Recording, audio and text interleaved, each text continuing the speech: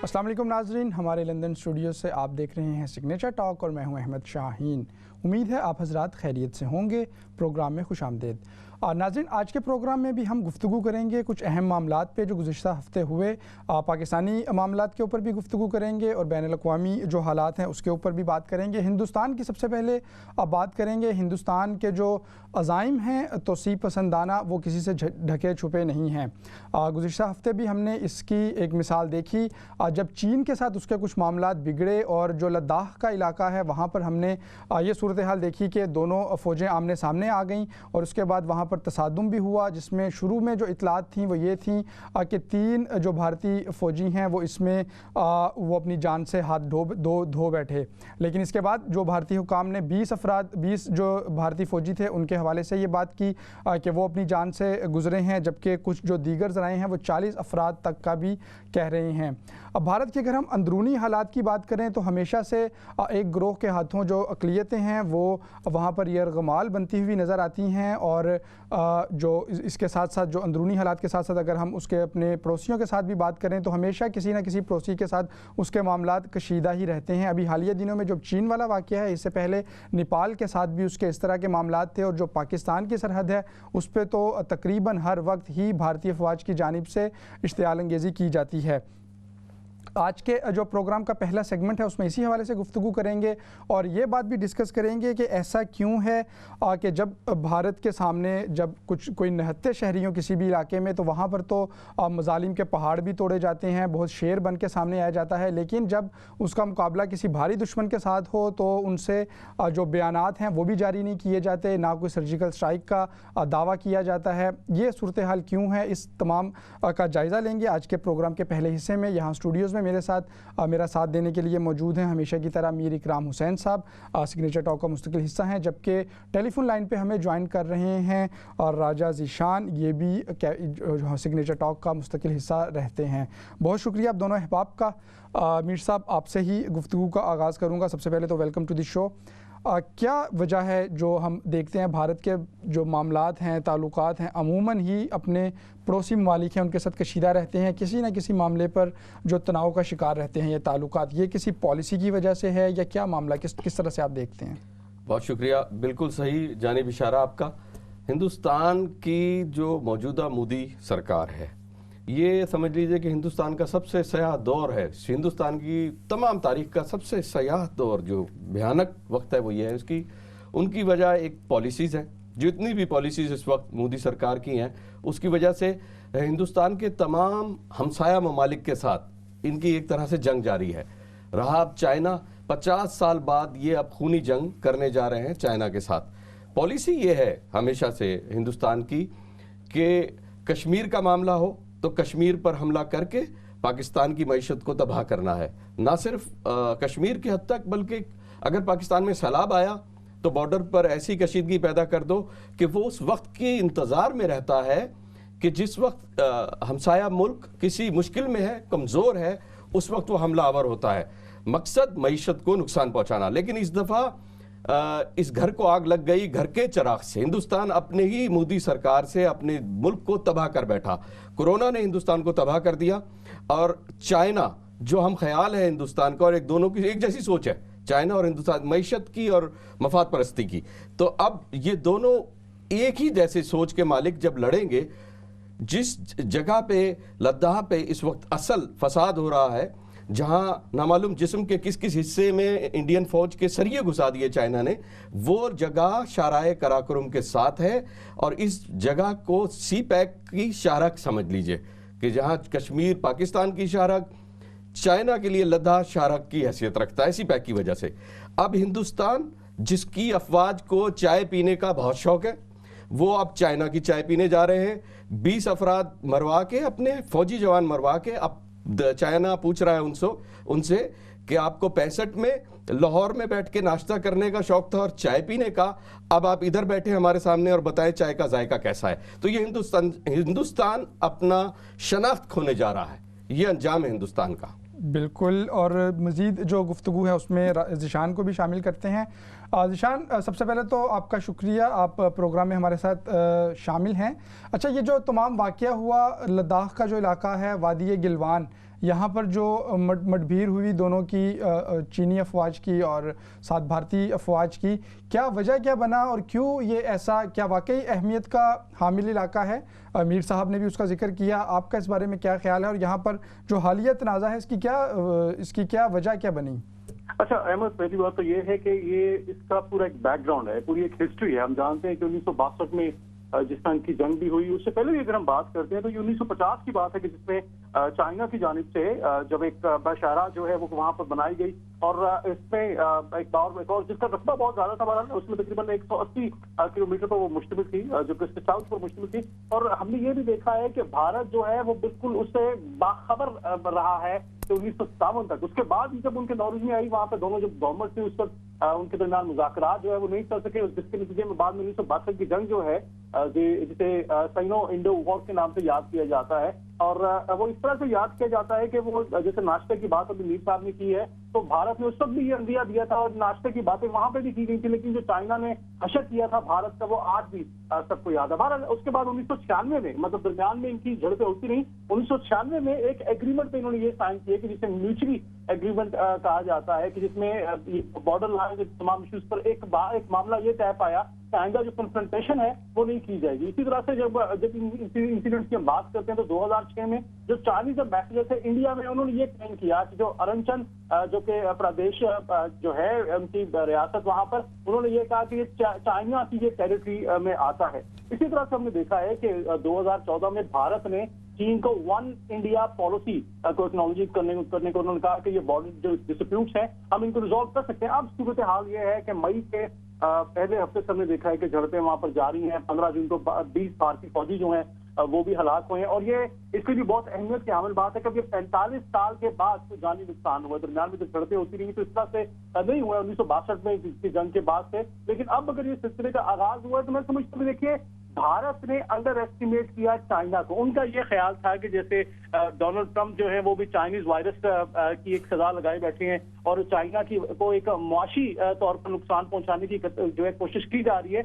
और इसमें हम सब जानते हैं कि भारत जो है वो अकेला नहीं है इस जंग में चाइना के खिलाफ। अमेरिका जो है यकीनन उनके साथ है इस सिलसिले में, क्योंकि जो अभी ट्वीट सामने आया है डोनाल्ड ट्रंप का, उन्होंने एक बहुत बैलेंस रहने की कोशिश की है, लेकिन जो चाइना को जिस तरह से अंडर एस्टिमेट करने की कोशिश की है, देखिए चाइना की इस वक्त ये सिचुएशन है कि वो बिल्कुल अग्रेसिवली वो आएंगे, क्योंकि उन पर बहुत सारा प्रेशर डालने की कोशिश की गई है पहले अमेरिका की जानिब से, और अब जो भारत में भी सूरत हाल होने जा रही है। भारतीय रवैये की जो हम बात कर रहे हैं, यह भारत का रवैया सिर्फ पाकिस्तान के साथ नहीं है। हमने देखा है अगर भारत चाइना की बात हो, अगर भारत की नेपाल के साथ सरहदों पर बात हो, वो भी उनका रवैया उनका सामने, क्योंकि एक शायद जो एक ताकत का नशा है नरेंद्र मोदी की हुकूमत का, वो ऐसा है कि उनको एक गलतफहमी ये हो गई है कि शायद जो उनके दौर में ताल्लुकात अमेरिका के साथ भारत के उनके मुताबिक बहुत अच्छे हैं, बहुत बेहतरीन। हमने देखा है कुछ ट्रेड डील्स भी की गई हैं। इसके अलावा वो मुख्तलिफ जो कॉन्फ्रेंसेस हैं, मुख्तलिफ जो भारत की जानिब से रैलियां मुनक्किद की जाती हैं, डोनाल्ड ट्रंप उसमें भी बढ़ चढ़ कर अमेरिका में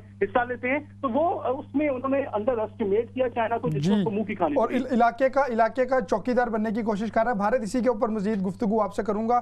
मीर साहब भी मौजूद हैं। चौकीदार के हवाले से अहमद मैं एक बात करना चाहूं, उनके अपने राहुल गांधी ये कहते हैं कि हमारा चौकीदार जो है वो चोर है, तो इलाके की चौकीदारी ये क्या करेंगे? उनके तो अपने अंदर अपने घर के अंदर चोर चोर की सदाएं जो है वो सुनाई देती हैं। ठीक, उन्होंने सरेंडर मोदी का नाम भी उनको दे दिया है, नरेंद्र मोदी साहब को, और इसके ऊपर भी गुफ्तगू करते हैं। अच्छा अमीर साहब, आपने जो अपनी गुफ्तगू की उसमें आपने जिक्र किया कि भारत का अमूमन ये वतीरा रहा है और ये रिकॉर्ड की भी बात है।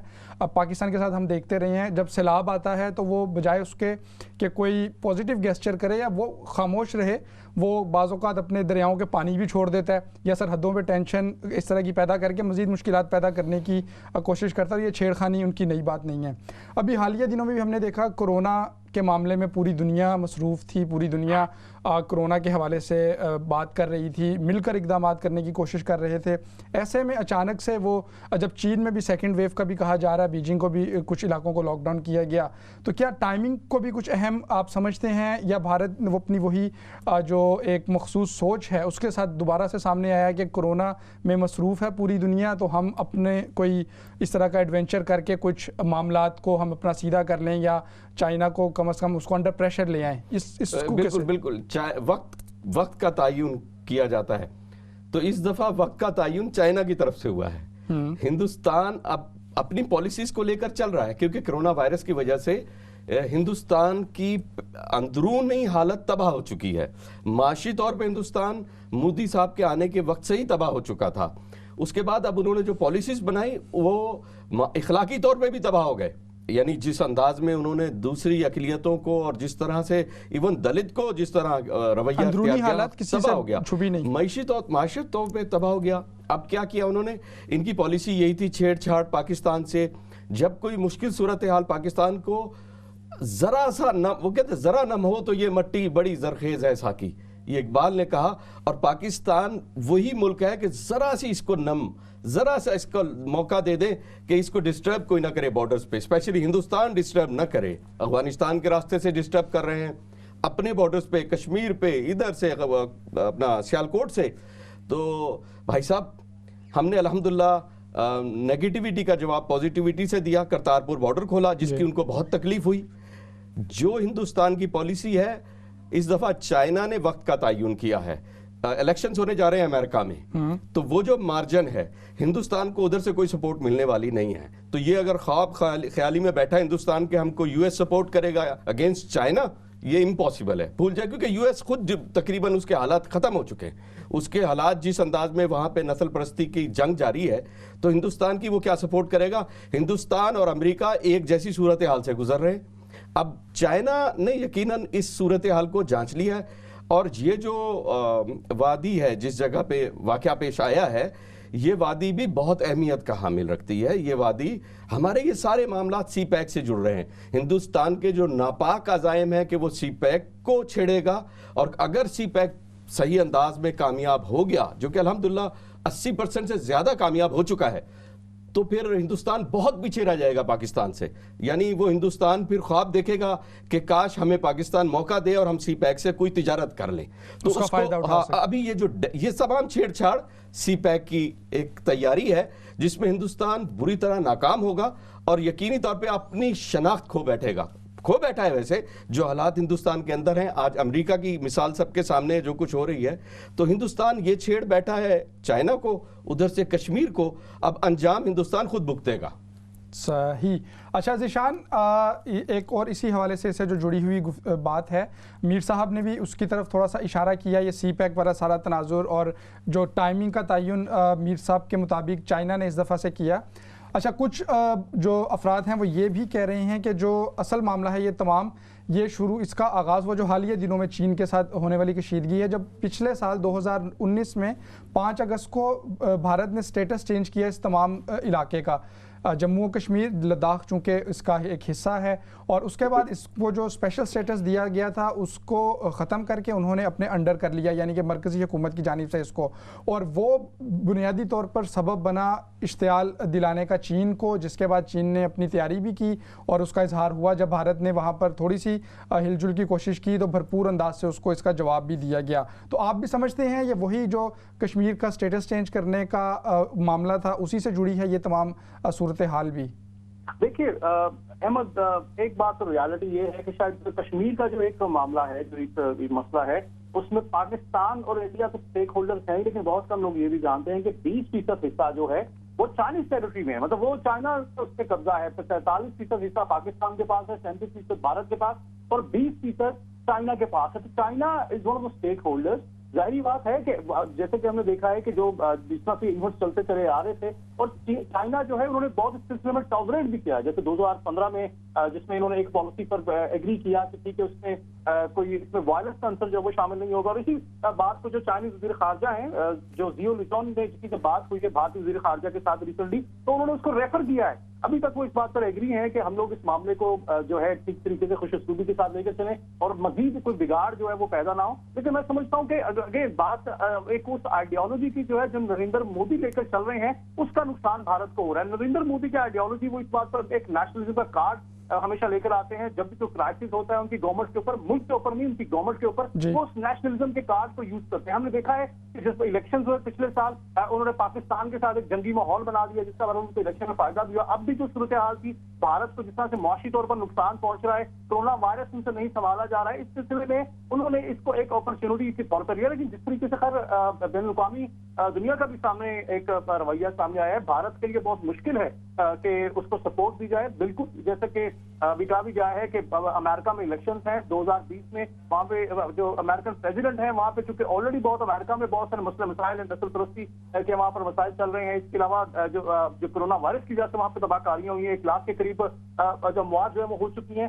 अमेरिका इस वक्त अपने मसाइल में है, उसको बैनुल-अक़वामी दुनिया जो है वो बिल्कुल इसमें चाइना के खिलाफ नहीं जाएंगे, क्योंकि देखिए चाइना एक ऐसी फोर्स है कि जिसकी एक स्टैब्लिश इकोनॉमी है, कि एक न्यूक्लियर पावर है। इसके अलावा हमने ये भी देखा कि हालिया जब एक प्रेस कॉन्फ्रेंस की गई है जर्मन वजीर खारजा हीको मास की जानिब से, उसको बहुत अहमियत दी जा रही है, क्योंकि जर्मनी जो है they are going to take over the United Nation Security Council की प्रेसिडेंसी जो है वो उनको जुलाई में मिलेगी। और उन्होंने ये कहा है कि हम इसमें बिल्कुल न्यूट्रल हैं, हम दोनों फ्री कैंप से ये कहेंगे कि मामले को अपने तौर पर आपस में हल करें।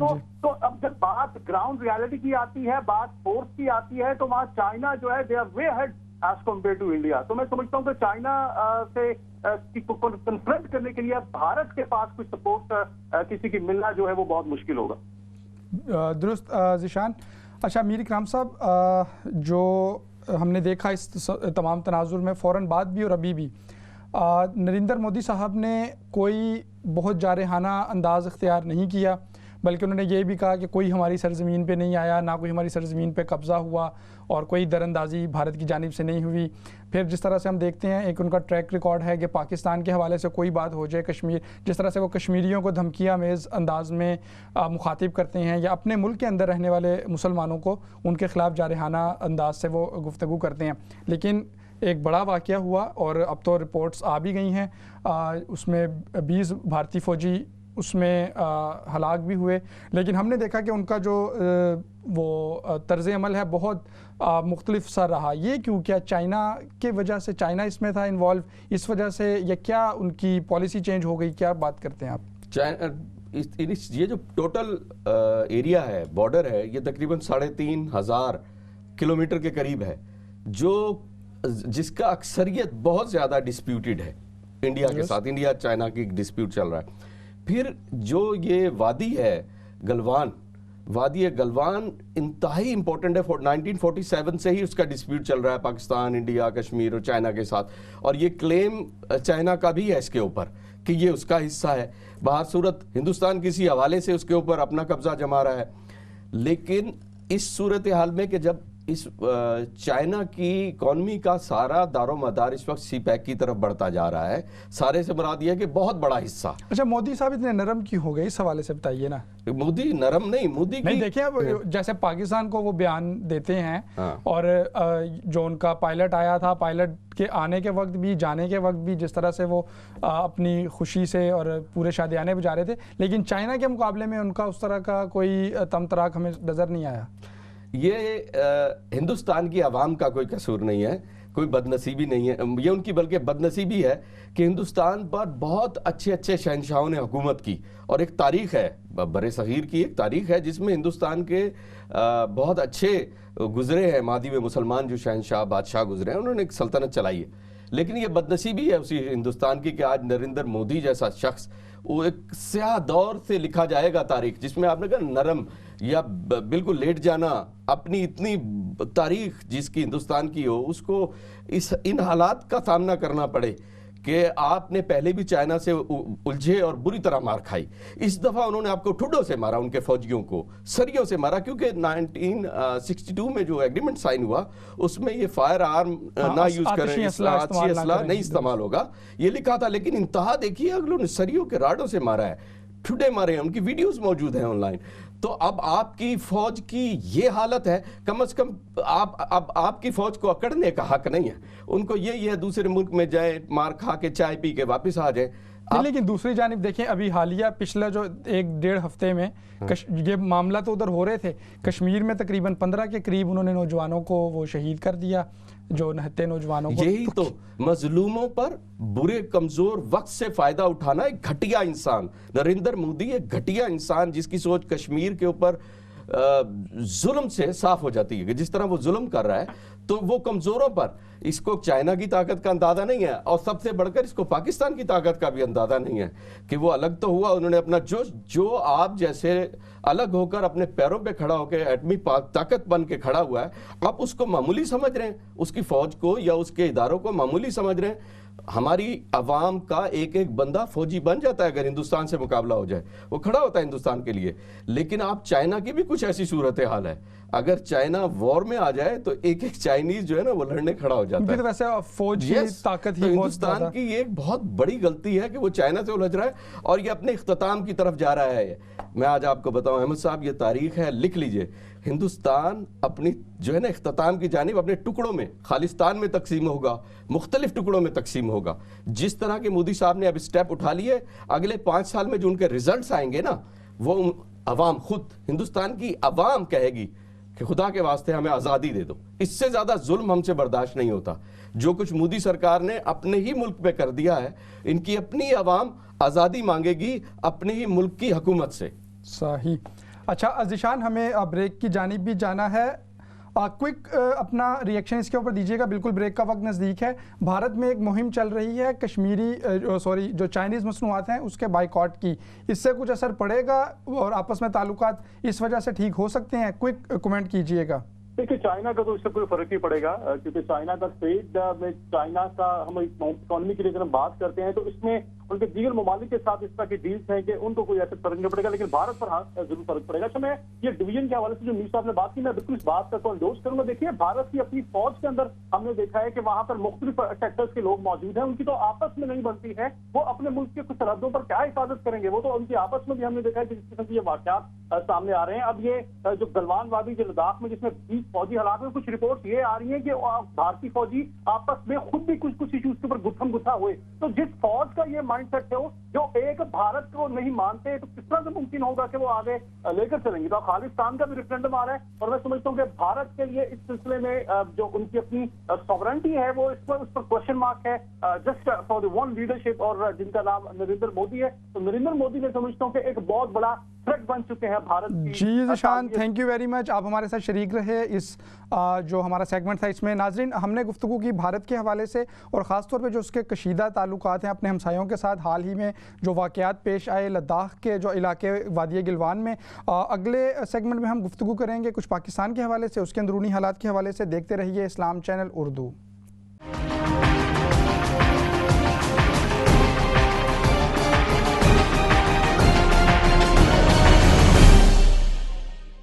एक बार फिर खुशामदेद नाजरीन प्रोग्राम सिग्नेचर टॉक में। मैं हूं अहमद शाहीन। नाजरीन, प्रोग्राम के इस हिस्से में हमने बात करनी है पाकिस्तान के हवाले से, जहां पर गुज़िश्ता हफ्ते में पाकिस्तान की सुप्रीम कोर्ट ने एक अहम जो केस था उसका फ़ैसला किया। सुप्रीम कोर्ट ने जस्टिस काजी फाइज़ ईसा जो केस था उसमें जो अपना उनकी दरख्वास्त पर फैसला सुनाते हुए ये कहा कि जो उनके ख़िलाफ़ सुप्रीम जुडिशल कौंसिल में रेफरेंसेस दायर हैं उनको कलअदम करार दे दिया जाए।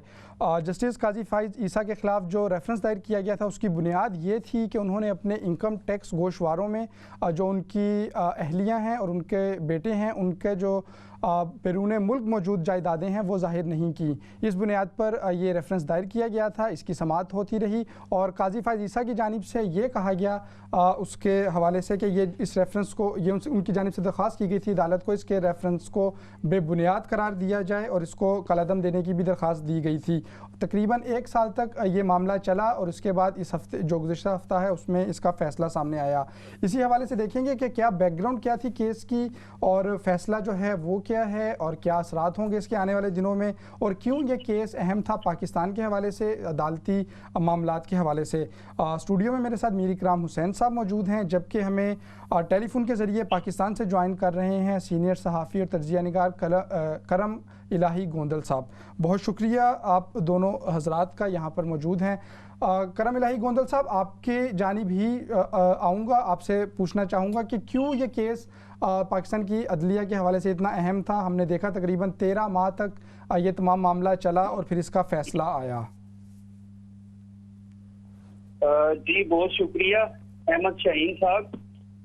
मामला जो है वो इसलिए खास तौर पर अहम था कि इससे पहले एक जज जो है वो शौकत अजीज सिद्दीकी, उनका मामला जो है वो ऐसा हो चुका था कि उनको फारिग कर दिया गया और उसके बाद जो है वो सुप्रीम कोर्ट के जज जस्टिस काजी ईसा की बारी आ गई, और दोनों जो जजेस हैं इनके हवाले से जो रिजर्वेशन थे वो सबको बखूबी पता है कि एक खास इदारे के हवाले से जो है वो मामला खराब थे। जस्टिस शौकत अजीज सिद्दीकी जो है वो उनका केस आपके इल्म में है कि उन्होंने एक तकरीर की थी बार से खिताब करते हुए, और उसमें उन्होंने एक इदारे से मुतल्लिक कुछ गुफ्तगू दी थी जो बाज हल्कों को नागवार गुजरी, और उसके बाद उनके खिलाफ कार्रवाई शुरू हुई। इसी तरह जस्टिस काजी फायज ईसा, इन्होंने फैजाबाद धरने केस में जो फैसला दिया था और उसमें जो इन्होंने रिमार्क्स लिखे थे, वो रिमार्क्स भी जो है वो एक जो सर्टेन क्वार्टर है उनके लिए काबिल कबूल नहीं थे, और उसके बाद इनके खिलाफ भी जो है वो एक मामला जो है वो सामने लाया गया और रेफरेंस दायर किया गया। तो ये अमूमी नौइयत के मामला नहीं है कि सुप्रीम जुडिशल काउंसिल में किसी जज के मेलाफाइड इंटेंशन की वजह से कोई रेफरेंस दायर हुआ हो और उस पे कार्रवाई चल रही हो, बल्कि ये दो जजेस जो है वो इनका बैकग्राउंड है, इनके फैसलों के हवाले से, इनके रिमार्क्स के हवाले से, इनकी सोच या इनकी अप्रोच के हवाले से इसका जो भी फैसला आया है वो फैसला जो है वो एक अच्छी बात है कि हुकूमत ने कहा कि हमारे लिए काबिल कबूल है। लेकिन मेरे ख्याल में ये मामला जो है वो अब खुश असलूबी से निपटा देना चाहिए। जो भी रियासत के मुतल्लिका इदारे हैं, जो स्टेक होल्डर्स हैं, मुकन्ना हो, अदलिया हो या फिर आपके सिक्योरिटी इदारे हो, अगर इनमें जो है वो तनाव की कैफियत होगी, इनमें जो है वो आपस में कशीदगी होगी, तहफ़्फ़ुज़ात जो है वो बढ़ते बढ़ते शिकायत तक पहुंच जाएंगे, तो उमूर मुमलिकत जो है वो बहुत ज्यादा मुतासर होते हैं। हमारा खित्ता जिस किस्म की सूरत हाल से दुचार है मोदी सरकार की वजह से, फिर जो हमारे मुल्क के अंदर पेंडेमिक जो कोरोना का है उसकी वजह से जो मसाइल हैं, जो माशी मसाइल हैं, तो हमें यकसुई चाहिए, हमें जो है वो मजीद इंतशार नहीं चाहिए। और जब भी मुल्क में इंतशार होता है उसकी वजह यही होती है कि इदारों के दरमियान जो है वो तनाव बढ़ना शुरू हो जाता है।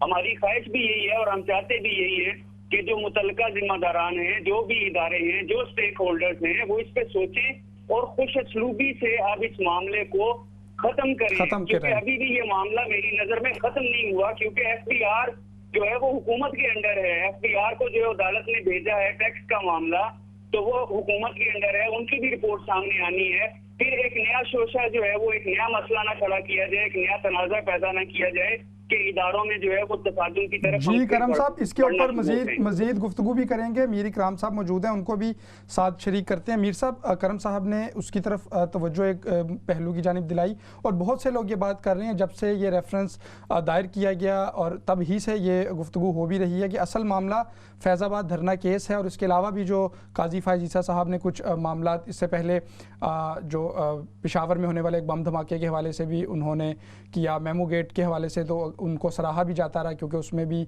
उसके केस को भी ये देख रहे थे। लेकिन ये जो अभी फैज़ाबाद धरने वाले मामला है उसके ऊपर काफ़ी तनकीद भी हुई। क्या आप भी ऐसा ही समझते हैं कि असल मामला वही था और उसका बदला लेने के लिए या उसका गुस्सा उतारने के लिए फिर ये रेफरेंस बनाया गया? एक सवाल। और दूसरा, क्या अगर वही मामला था तो फिर क्या ये ज़्यादा बेहतर ना होता कि अगर उसमें कोई शिकायत थी उनकी गुफ्तगू के ऊपर जो उन्होंने फैसले में चीज़ें की, तो फिर उस ही को बुनियाद बना के कोई केस दायर किया जाता? बुनियादी तौर पर अदलिया पर सवाल उठाना, कुछ इदारे ऐसे होते हैं जैसे कि गुंदर साहब ने बिल्कुल ठीक बात की, उनमें तनाव जो है हुकूमत के लिए ख़तरे होते हैं। अदलिया का महकमा रहना है, अदलिया ने अपना काम करना है, तो किसी भी जाविये से अगर कोई फ़ैसले माजी में आए, ना सिर्फ पीटीआई की हुकूमत को अगर कोई एतराज़ है, नून लीग के दौर में आए कुछ फैसले, इसी तरह पीपल्स पार्टी के दौर में मखदूम साहब को 5 मिनट की सज़ा दे के फारिग कर दिया, नाअहल करार दे दिया गया, उसके बाद वो वज़ीर आज़म ना रहे। इस तरह से राजा साहब वज़ीर आज़म थे, उनको सज़ा दी गई, वो नाअहल हो गए, फारिग हो गए। तो सुप्रीम कोर्ट के साथ या अदलिया के साथ टकराव, किसी भी शक्ल में उनके फैसलों के साथ टकराव, फिर किसी न किसी बहाने से अगर जजिस के साथ रवैया बदल लेना, ये टकराव मुल्क के लिए ठीक नहीं है। और ख़ास तौर पे हमारा मीडिया की हैसियत से या इस टॉक शो की हैसियत से हम इसी हद तक कह सकते हैं कि अगर इदारों में टकराव पैदा होगा तो वो मुल्क के लिए बेहतर नहीं है। अब जहां तक ताल्लुक है कि अदलिया के ऊपर मैं या आप कोई बात करें, तो मैं शुरू से अपनी दौरे सहाफत से ही मेरा रवैया रहा है कि अदलिया के ऊपर मैं कोशिश करता हूं कि बात ना करूं, कमेंट कम से कम बात करता हूं मैं अदलिया पे। अच्छा, एक कॉलर है, उनको भी शरीक कर लेते हैं, फिर गुफ्तगू करते हैं। अस्सलाम वालेकुम कॉलर।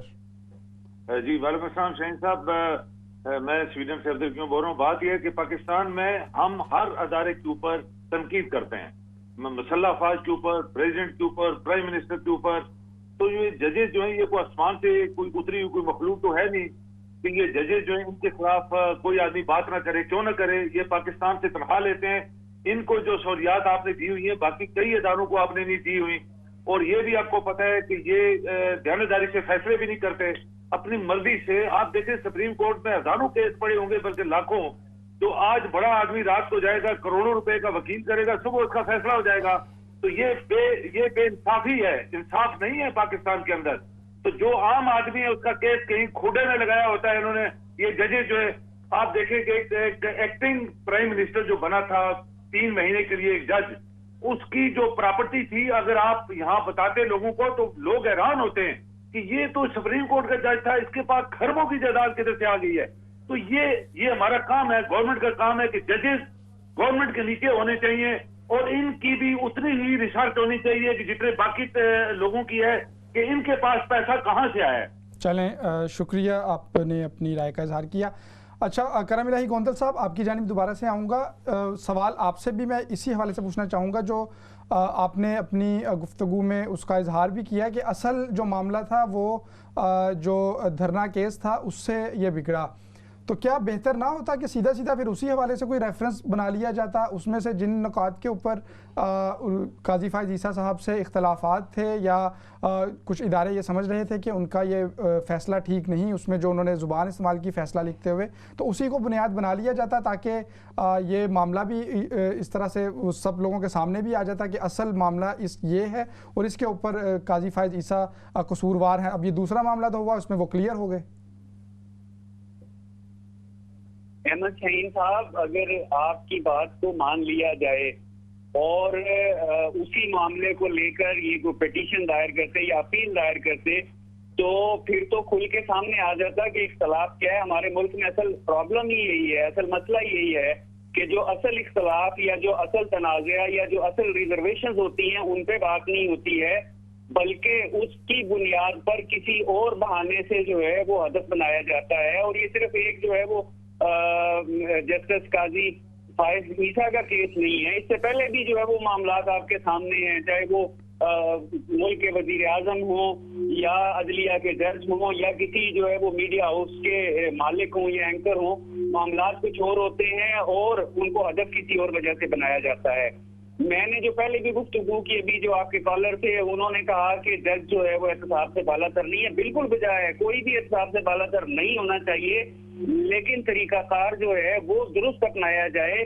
मुल्क में एहतसाब है कहाँ पे, पहले तो ये देखा जाए कि मुल्क में एहतसाब कहाँ पे है।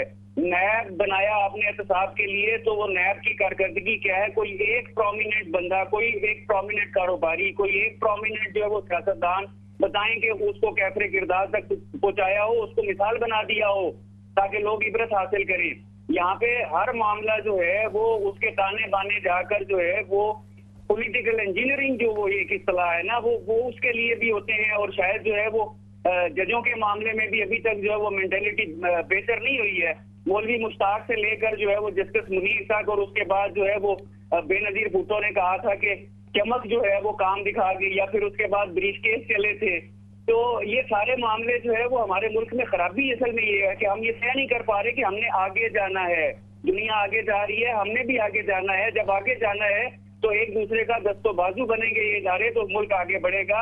और अगर खींचातानी का माहौल रहेगा तो मुल्क मजीद पीछे जाएगा, जिसके आप मुकम्मल हो ही नहीं सकते। अब इससे पीछे मजीद क्या जाएंगे? और कितनी पस्ती है जिसमें आप अपने अवाम को धकेल देंगे कि आप जो है वो जीडीपी में नेगेटिव में चले गए, मनफी में चले गए, आपकी जो है वो पूरी मजमूई मुल्की पैदावार वो कहाँ खड़ी है, आपकी एक्सपोर्ट जो है वो कहाँ पे खड़ी है। आप कहते हैं कि आपने जो है वो खसारा, तजारती खसारा कम कर दिया, तो उसकी वजह तो ये है ना कि आपके जो है वो इंपोर्ट ही नहीं हो रही है, लोग इंपोर्ट कर ही नहीं रहे। आपने इतनी सख्तियां कर दी थी, इतने जो है वो कवानीन सख्त कर दिए थे, टैक्सेस और ड्यूटीज बढ़ा दी थी, और उसके बाद जो है वो आपने कहा कि देखिए जी हमने जो है ना ये मईशत को बेहतर कर दी है।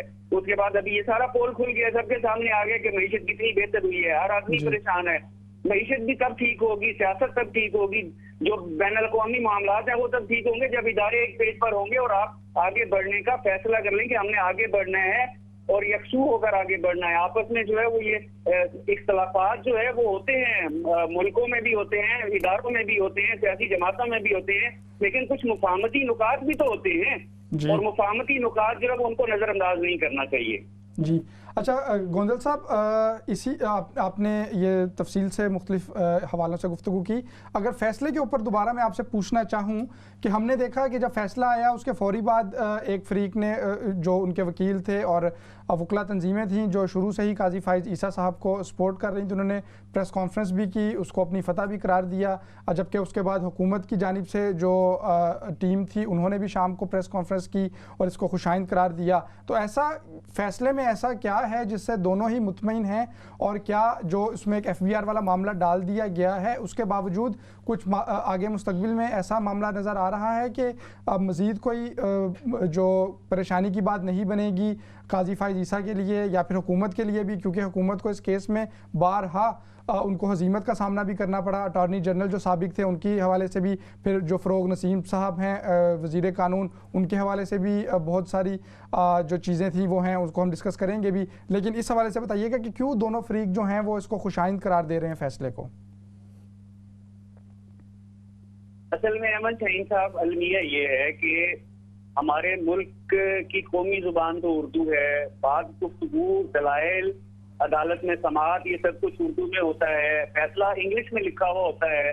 और हमारे मुल्क में कितने लोग हैं जो इंग्लिश पढ़ लें और इतने सारे सफ़हात जो है वो एक वो जो है वो पढ़ लें और फिर उस पर जो है वो अपना रद्द अमल दें। ये वही मामला हुआ था जैसे जो है वो मियां नवाज शरीफ साहब के हवाले से जब सुप्रीम कोर्ट का फैसला आया DIT का और मिठाइयाँ बंटना शुरू हो गई, फिर उसके बाद जो है वो आगे मामला जो है वो समझ आए तो फौरन जो है वो टोन चेंज हो गई, रद्द अमल जो है वो कुछ और होना शुरू हो गया। इस फैसले में भी यही है। देखें, एक तरफ तो जो है वो आपने सुप्रीम जुडिशियल काउंसिल में जो रेफरेंस है वो कालादम करार दे दिया, लेकिन वो तो ठीक है, वो उनके इत्मीनान के लिए काफी है। लेकिन दूसरी तरफ जो है वो आपने क्लीन चिट भी नहीं दी, आपने जो है वो मामला FBR के हवाले किया कि आप देखें जरा इनके टैक्सेस के मामलात और इनके लेन देन के मामलात और जो ट्रांजैक्शंस के मामलात हैं वो सारे देखें कि वो आया कानूनी थे, उसमें कोई सुकम तो नहीं था, कोई जो है वो गलती तो नहीं की इन्होंने या कोई मेलाफाइड काम तो नहीं था।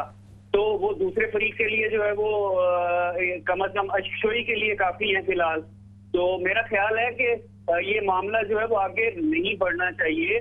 जस्टिस काजी फाइज ईसा, देखिए मैं किसी की अपनी जात के सिवा किसी की गारंटी नहीं दे सकता, लेकिन मैं जितने जजेस को जानता हूँ उनमें जस्टिस काजी फाइज ईसा वाहिद जज हैं कि जिनका अपना बैकग्राउंड इतना मजबूत है कि उनके पास पहले ही बहुत दौलत थी, उन्हें मजीद जो है वो मैं नहीं समझता कि अपने ओहदे या इख्तियार की बिना पे कुछ और करने की जरूरत थी। वो पहले से इतना मालदार जो है वो जज तो मैंने शायद ही कोई देखा हो कि पाकिस्तान में बना हो, वरना आमतौर पर तो होता है कि ये वकालत करते करते जो है वो जज बन जाते हैं और उसके बाद जैसे वो हमारे कॉलर ने तवज्जो दिलाई कि फिर अरबों रुपए की प्रॉपर्टीज निकल आती हैं।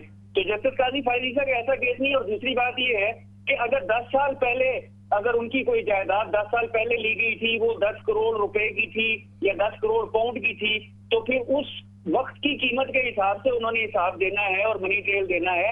आज की कीमत के हिसाब से नहीं देना कि अब आप कहेंगे अब 1 करोड़ रुपए की होगी तो ये 1 करोड़ रुपए आप साबित करेंगे कहाँ से आया था। वो कोई इतना पेचीदा मामला नहीं है। मैं नहीं समझता कि ये मजीद उलझेगा। इंशाअल्लाह उम्मीद है कि ये सुलझेगा और इदारे भी जो मुतल्लिका स्टेक होल्डर्स हैं वो जिम्मेदारी का और समझदारी का सबूत देंगे जी। अच्छा मीर साहब, करम साहब ने बहुत डिटेल में इस हवाले से गुफ्तगू भी की। बहरहाल अदालती फ़ैसले से भी एक बात तो सामने आ जाती है कि जो ये बेबुनियाद रेफरेंस बनाया गया था, इसीलिए अगरचे 13 माह तक चला, लेकिन उसके दरमियान में बहुत से अप्स एंड डाउन्स भी आते रहे और हुकूमत को हुकूमती जानिब से जो पेश होने वाले अफराद थे उनको मुसलसल इसकी हजीमत भी उठानी पड़ी कि कभी उन पर इल्ज़ाम लगता था कि वो तैयारी के साथ नहीं आए, उनसे कुछ सवालात पूछे जाते थे, जजेस की जानिब से वो उसका जवाब नहीं दे पाते थे।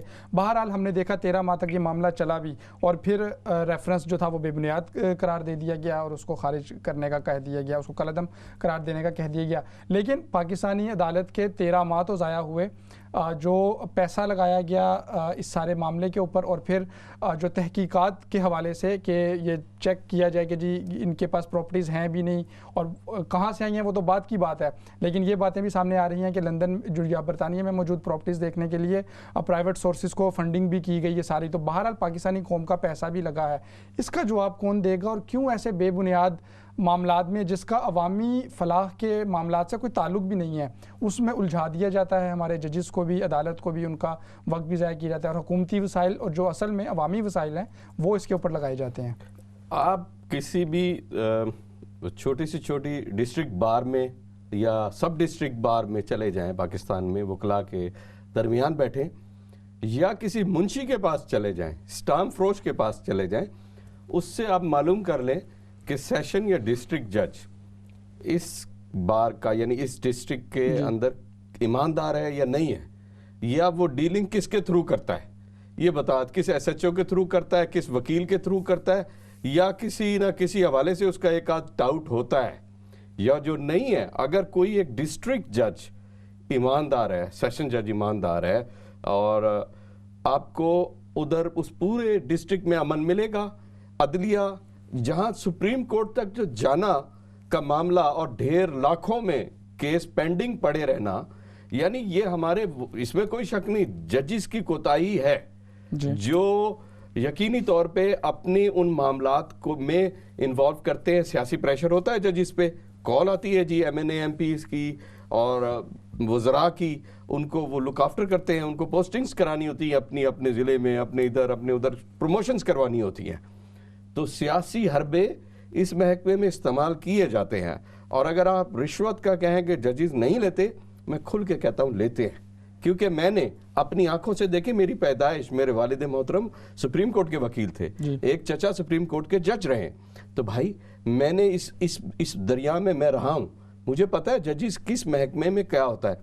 तो ये कसूरवार है, जैसे सारे महकमे कसूरवार हैं, अदलिया में भी खामियां हैं, तो उसका नतीजा आवाम भुगत रही है। हालात अगर अदलिया ठीक हो जाए, सिर्फ एक महकमा अदलिया, अहमद साहब, सिर्फ एक महकमा अदलिया ठीक हो जाए, आपका पूरा पाकिस्तान ठीक हो जाएगा, पूरा पाकिस्तान, सिर्फ एक अदलिया। लेकिन मुआशरा जब इस तरह से हो तो बाकी भी, जब सियासी मामलात भी हमारे सामने है, तो फिर एक महकमे को कैसे कहा जा सकता है कि उसी तालाब में एक मछली ठीक होगी? और उसका जो मेरी सोच है, मेरी सोच ये है कि अगर फैसले अदल के, मतलब इंसाफ पर हों, गरीब को और अमीर को न देखा जाए, मामलात को जो असल दलाइल है या कुछ सबूत हैं और उनकी बुनियाद पे फैसला किया जाए, और बड़े वकील के होने पर और बड़ी फीस वाले वकील के होने पर या उसके जज के साथ ताल्लुकात होने पर न फैसले किए जाए, या उसको अंग्रेजी ज़्यादा बोलनी आती है इस वकील को, उस पर फैसला न किया जाए। एक और वकील भी है जो इसी गाँव का गरीब का बच्चा है, उसने पढ़ा है, दलाइल वो भी देना जानता है। और इसके साथ साथ एक और अहम बात यह है कि हमारे जजेस जो हैं वो सिफारिश पे भी फैसले दे देते हैं दूसरे जज की। तो ये, और जो मैंने कहा कि अगर अदलिया दुरुस्त हो जाए, यकीन कीजिए कि ये जो अगली पेशी देना, वकील साहब कह देते हैं मुझे जी अभी इस क्लाइंट ने पैसे नहीं। वैसे वो सिफारिश सिर्फ जज की जानिब से होती है, कहीं और से भी सिफारिश आ जाती है? जो हमेशा प्रोग्राम में आपको शामिल करने होते खलाई मखलूक को, तो वो मैं इशारा समझ गया, वो मखसूस केस में आती है मखसूस केस में, उसका दायरा जिसमें दहशतगर्दी शामिल हो, तो अगर वहां हो तो फिर फरिश्ते नाजिल होते हैं और फैसले में दखल देते हैं। वक्त कुछ कम है, करम इलाही गोंदल साहब को भी शरीक कर लेते हैं। अच्छा करम साहब, ये जैसे मीर इकराम साहब ने जिक्र किया कि यकीनी तौर पे पाकिस्तान का बुनियादी मामला ही जब करप्शन है, रिश्वत के हवाले से, तो कोई महकमा मुकम्मल तौर पे तो उससे खारिज हम नहीं करार दे सकते कि वहाँ पे नहीं होगी, और सिफारिश कल्चर ये सब भी हमारे इल्म में है। अच्छा, इसी से जुड़ा एक सवाल जो आपसे पूछना चाहता हूँ, कुछ अफराद की जानिब से कुछ जो इस तरह के वो ये बात की जा रही है कि जस्टिस फाइज ईसा अर्जी गुजार के तौर पे ख़ुद भी पेश हो गए अदालत में, और इसको वो कह रही हैं कि ये अदालत के ऊपर असरअंदाज होने की कोशिश थी। बिल्कुल क्विक सा कमेंट बताइएगा कि क्या ये वाकई ऐसा था और इसका फिर असर हमने देखा फैसले में? मैं नहीं समझता कि सुप्रीम कोर्ट में आला तरीन ओहदों पर फायज होने वाले जज साहिबान जो है वो उन पर कोई असरअंदाज हो सकता है, उनके सामने कोई भी पेश हो। वो सबसे आला मनसब पर फायज हैं और उन्हें अपनी जिम्मेदारियों का, अपने फराइज का अंदाजा है कि कितना जानबदार और कितना गैर जानबदार रहना है और कितना जो है वो दानिशमंदी के साथ हमने फैसला करना है। ये तो बड़े क्विक कमेंट्स हो गए आपके हवाले से, सवाल के हवाले से। एक कमेंट मैं करना चाहता हूँ, राना साहब ने वो इदारों की बात की है। देखें, इस मुल्क में रेस्क्यू और मोटरवे पुलिस की मिसालें मौजूद हैं, तो बाकी इदारे भी ठीक हो सकते हैं। आपने कहा था कि पूरे मुल्क में करप्शन है तो इदारे कैसे ठीक हो, बाकी इदारे ठीक हो सकते हैं, नीयत ठीक होनी चाहिए। बहुत शुक्रिया। Thank you very much Karamlai Gondal साहब, आप हमारे साथ शरीक रहे, बहुत डिटेल से आपने इस हवाले से गुफ्तगू भी की। Thank you very much for your time. आपको मुस्तकबिल में भी जहमत देते रहेंगे। मीर साहब, बिल्कुल आखिरी जो है हम अपने प्रोग्राम का इख्तिताम कर रहे हैं। हमने इसी हवाले से गुफ्तगू की और यकीनी तौर पे हम यही दुआ करते हैं कि जिस तरह से करमलाई गोंदल साहब ने भी अपनी गुफ्तगू में कहा कि अब इस मामले को कम अज़ कम सेटल डाउन हो जाना चाहिए। अगरचे उसमें वो FBR वाला एक मामला शामिल कर दिया गया फ़ैसले में, लेकिन उसको भी खुश उसलूबी के साथ, क्योंकि उसी में मुल्क का भी फ़ायदा है और जो हमारी आवाम है उसका भी फ़ायदा है, कि बजाय इसके कि इन तमाम मामलात को आपस की रस्साकशी के लिए इस्तेमाल किया जाए और इसको जो अदालती वक्त है उसको भी ज़्यादा से ज़्यादा अवामी फ़लाह के लिए, अगर अवामी फ़लाह के लिए किया जाए तो ये ज़्यादा अच्छा। बिल्कुल, हम प्रोग्राम को इख्तिताम कर रहे हैं। थैंक यू वेरी मच नाजरीन, ये था हमारा आज का प्रोग्राम। एक जो इतला आप तक देनी थी, सैयद मुश्तबा साहब जो हमारे साथ यहाँ पर साथी प्रेजेंटर भी हैं, को प्रेजेंटिंग भी करते हैं, हमारे पैनल का मुस्तकिल हिस्सा होते हैं, उनकी बेटी हफ्सा गुज़िश्ता जो हफ्ता था उसमें वो इंतकाल फरमा गई। ब्लड कैंसर की मरीज़ा थी, 13 साल उनकी उम्र थी। हम यहाँ सिग्नेचर टॉक की पूरी टीम की जानिब से, इस्लाम चैनल की जानिब से इजहार ताज़ियत भी करते हैं उनके साथ और दुआ करते हैं कि अल्लाह रब्बुल इज़्ज़त उसको जो अपने जवार रहमत में जगह दे और पूरी जो उनका ख़ानदान है उसको सब्र जमील से नवाजे। इसके साथ ही इजाज़त दीजिए अपने मेज़बान अहमद शाहीन को। अल्लाह निगहबान।